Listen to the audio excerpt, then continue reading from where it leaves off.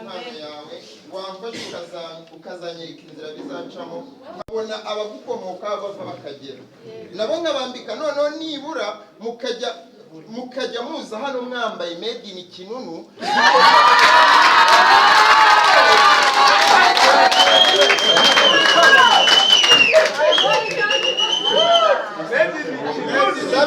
ndabyiyemeje umuhuro wundi uzakurikira uyu nguyu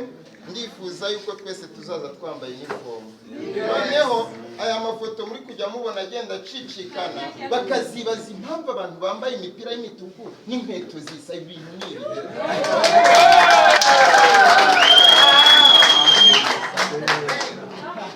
nagusabaga rero yuko wahaguruka nkagushyikiriza impano nakugeneye mu bwenge bwinshi uraza kubona aho ubuherereye ntabwo nzi ikirenge cyawe ariko nagerageje gukora ibishoboka byose muri nkweto ifite akantu bongera cyangwa bakagabanya ku buryo niba ntoya hano urongera niba nini nabwo uragabanya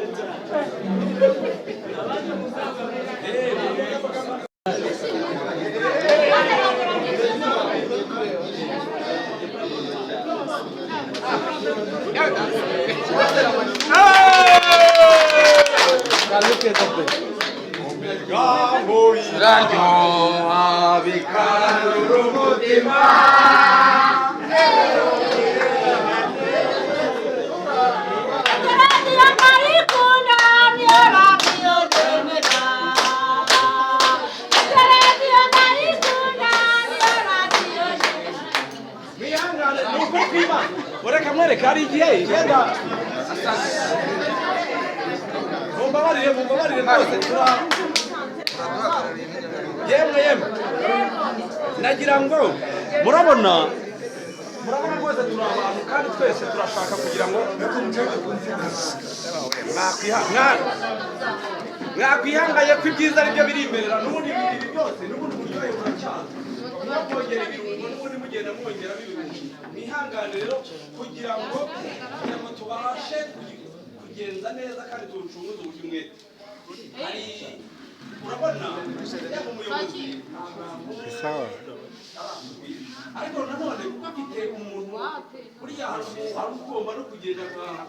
buriya ntabwo yahagarara kera ngira ngo mbanze nsabe